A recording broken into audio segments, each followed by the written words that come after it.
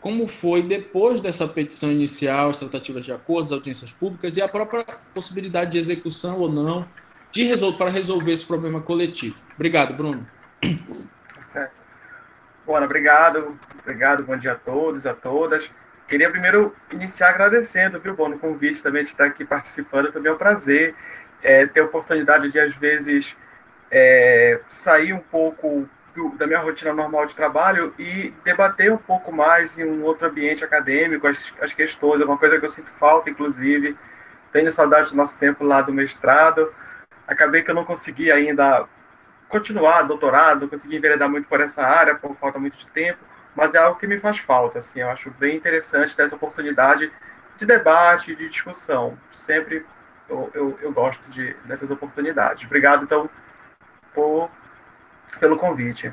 É um caso, esse do Aidar, realmente um caso de bastante complexidade, assim, eu acho que a atuação lá teve pontos assim, exitosos, positivos, teve pontos também de aprendizado, e eu vou tentar aqui rapidamente, né, fazer uma síntese, porque são alguns anos aí de trabalho nisso, não dá para falar sobre tudo assim. É, houve um acidente, né, em outubro de 2015, houve tentativas inicialmente de resolver isso, claro, de maneira extrajudicial, é o que a gente sempre faz, e em determinado momento foi ajuizada a ação civil pública quando a gente percebeu que era o melhor caminho naquele momento. A gente não estava com muita esperança de realmente resolver tudo extrajudicialmente. Um fator que trouxe uma certa complicação é o fato de que não havia uma empresa exclusivamente ou claramente responsável, né? Eu acho que todos já devem saber do que se trata. Foi o navio que estava lá fazendo carregamento de boi vivo para exportação e houve um problema lá durante a operação de embarque e ele acabou vindo a naufragar ainda no leito do porto lá de Vila do Conde. Então a gente tinha aí algumas empresas com participação em alguma medida dentro desse episódio. Todas elas foram arroladas como réis na ação.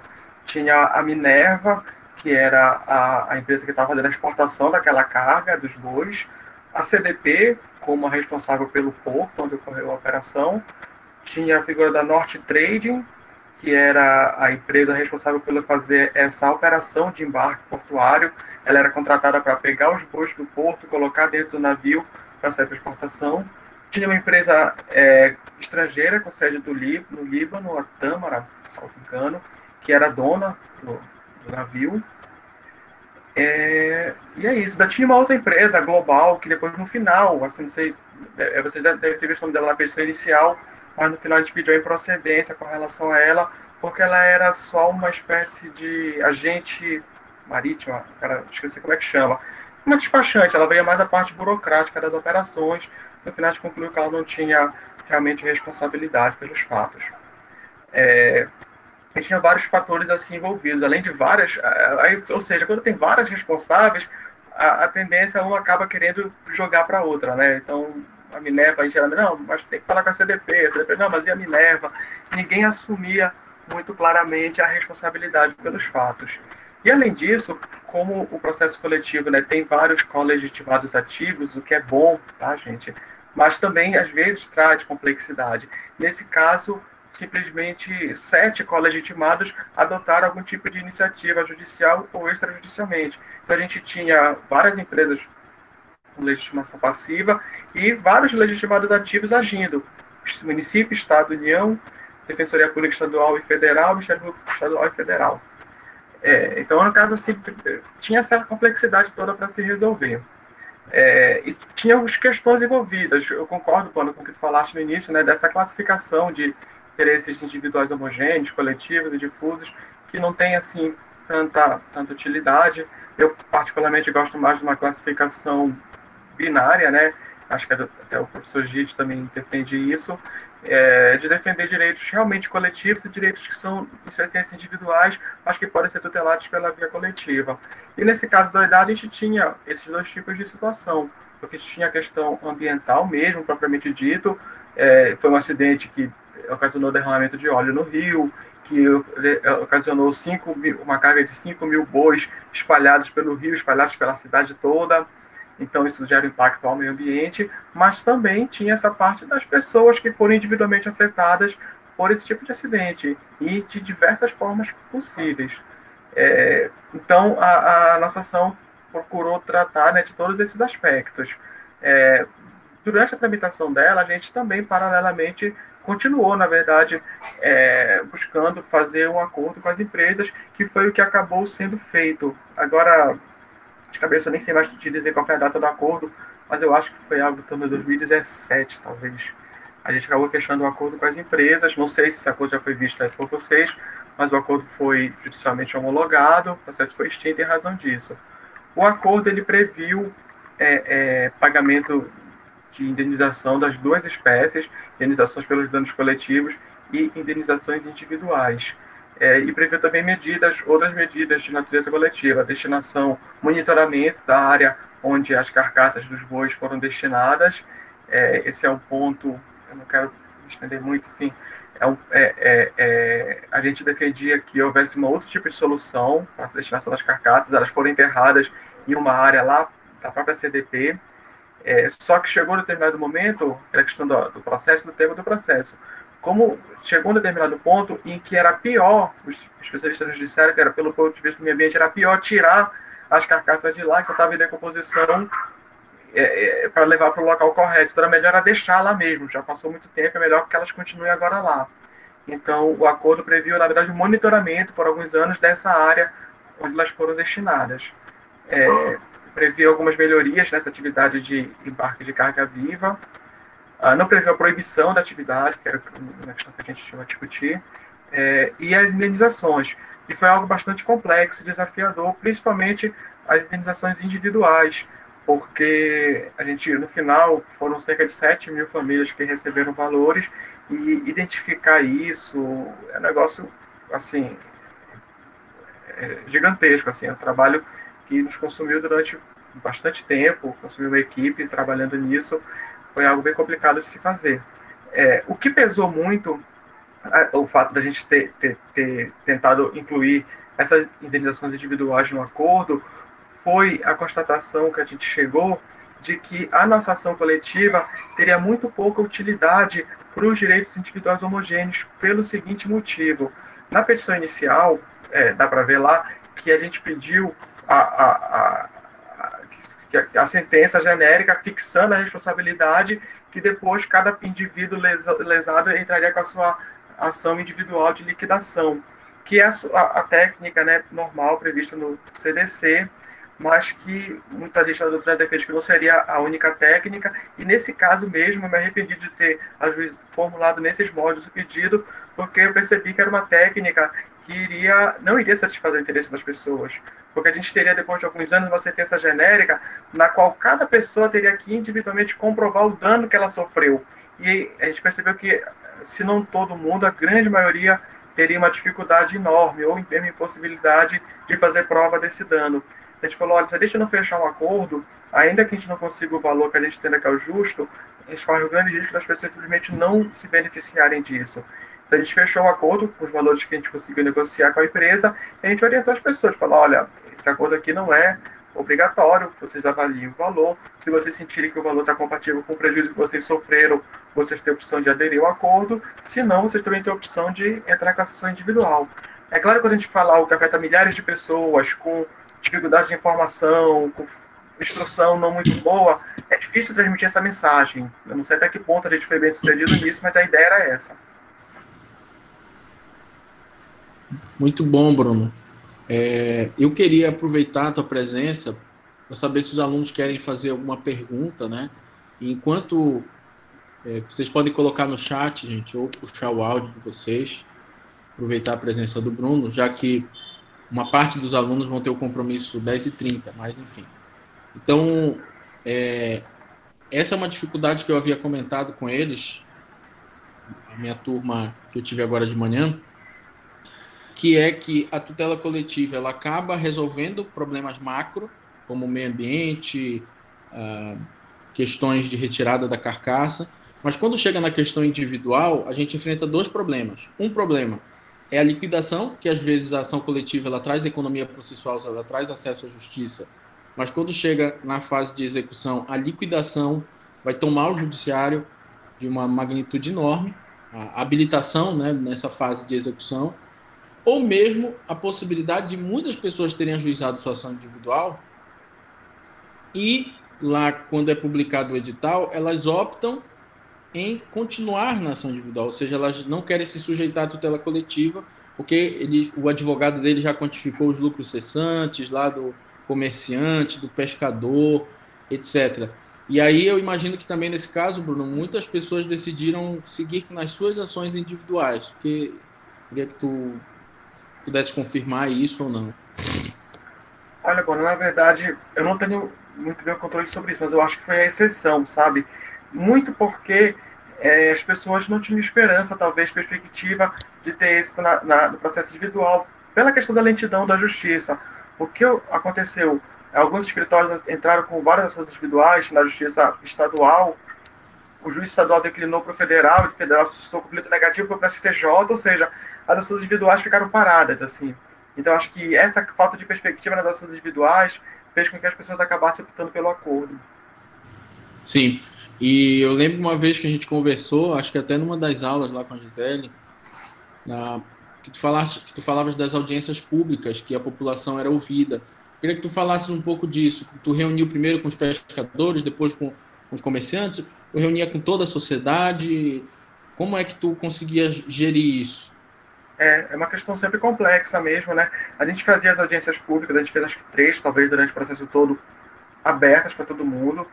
A gente pegou o maior lugar que tinha em Barcarena, que era a Assembleia de Deus, lá, que dava para 1.500 pessoas, se não me engano, lotado, ficou gente fora, infelizmente. E é bom ter um negócio desse com participação ampla, mas a gente perde muita objetividade, muito foco também, sabe? Então tem que ter um momento para cada coisa. A gente, além dessa instância da audiência pública, que era um momento mais amplo, de ouvir realmente todo mundo, uma discussão mais ampla, a gente também tinha um grupo com as lideranças, tá?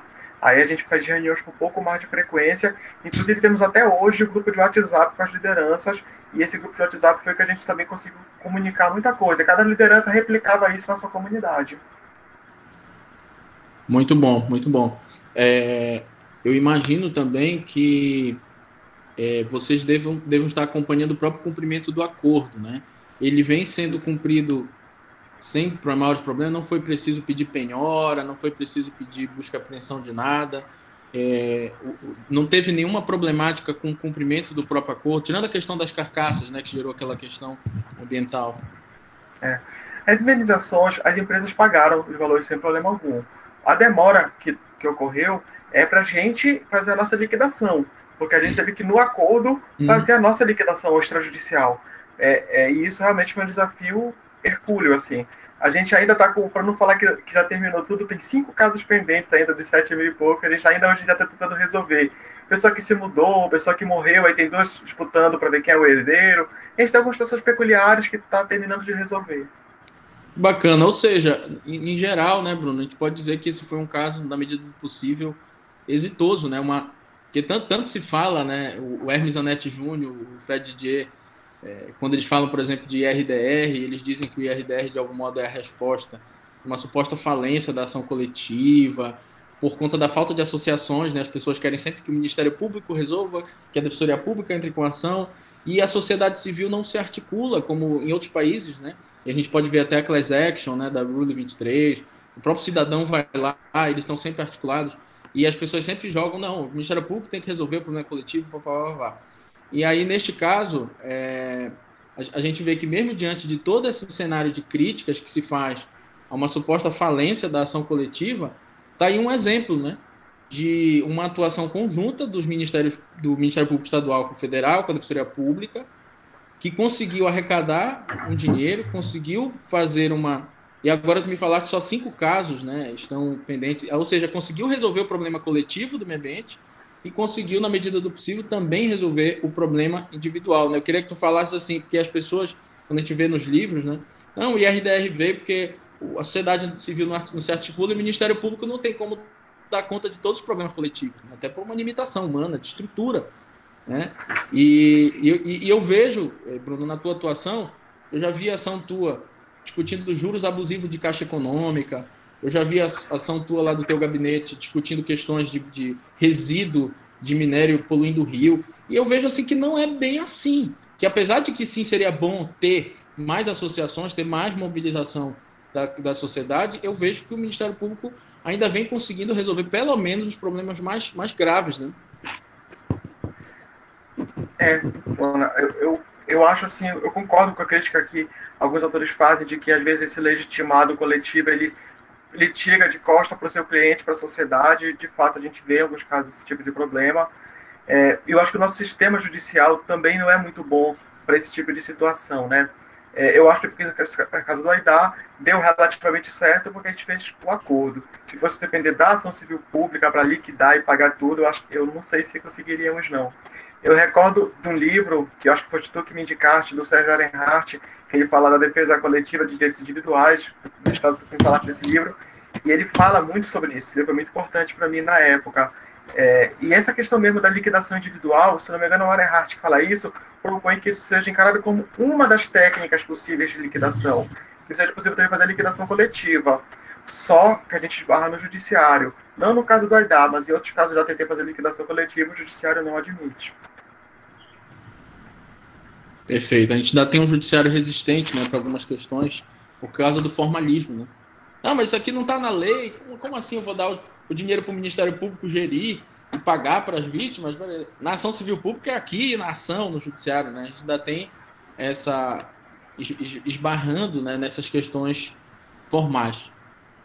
Bom, se alguém não tiver mais alguma pergunta a fazer, alguém tem alguma pergunta, gente? Senão eu vou encerrar com a última pergunta para o nosso grande Bruno. Pode puxar o microfone ou colocar no chat. Bom dia, professor. Bom dia, doutor Bruno. Eu tenho uma pergunta para fazer. Essa questão foi questionada também no Tribunal Militar, na questão da Marinha, porque eu acredito que houve uma omissão na supervisão da entrada desse navio em áreas de Barcarena, de rios de Barcarena, eu acredito, área brasileira, né?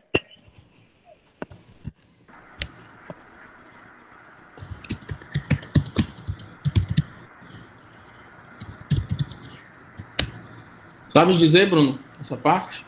Sim, houve um inquérito naval, eu acho que é esse o termo, pela Capitania dos Portos, para apurar essa questão da responsabilidade pelo acidente. Eles chegaram a algumas conclusões lá na época de que houve uma negligência durante o processo de carregamento, a maré estava subindo, ou eles não observaram, houve um problema lá que eles identificaram.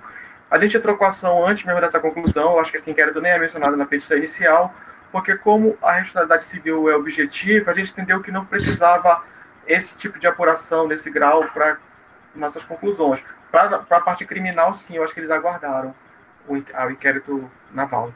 Perfeito. Vânia, sua pergunta, Vânia. Pode falar.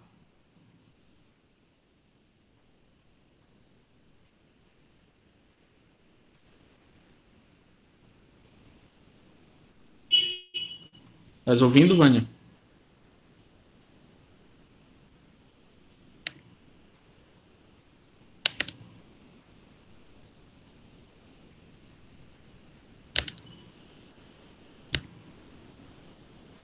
Bom, acho que a Vânia não está conseguindo ligar o microfone. Mas, enfim.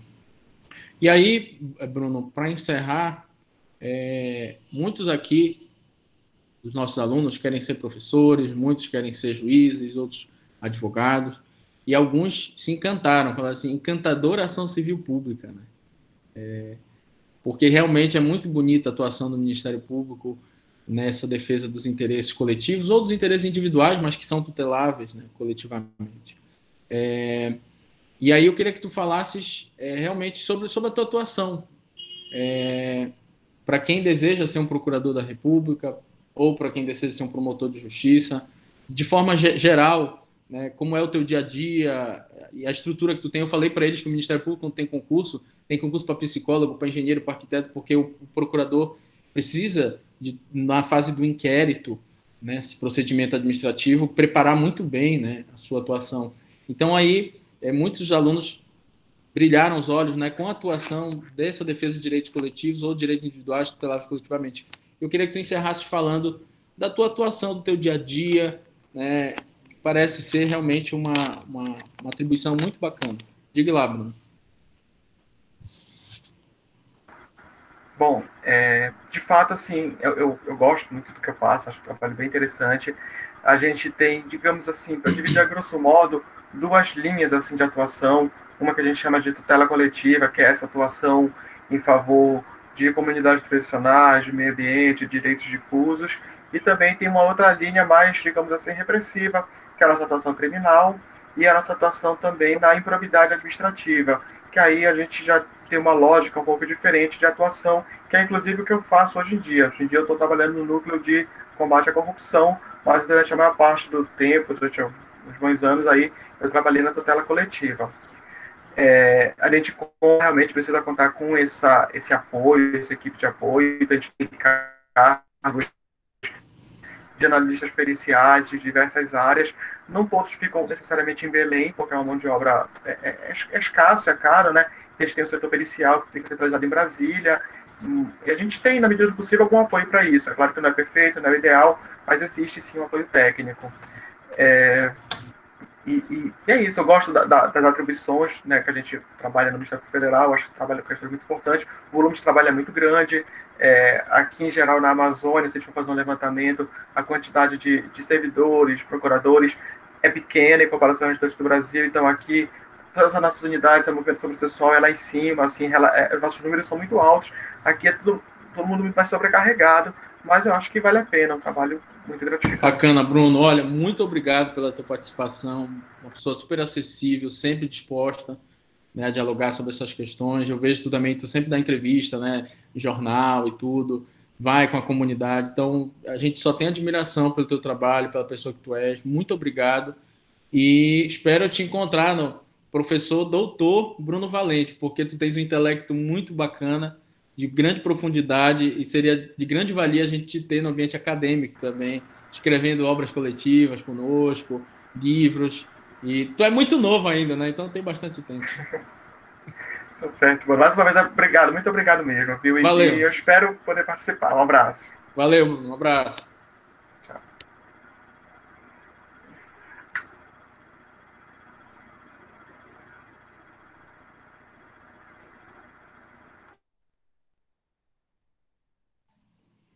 Bom, pessoal,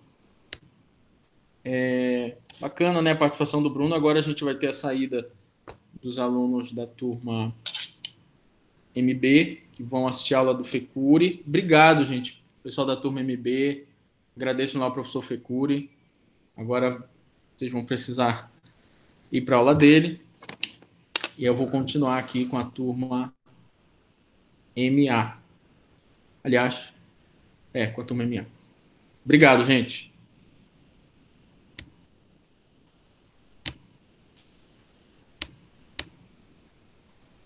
Galera da turma MA, tudo bem com vocês? Bom, vou precisar de 2 minutinhos para pegar um café e uma água, tá bom? E a gente prosseguir aqui com o nosso assunto.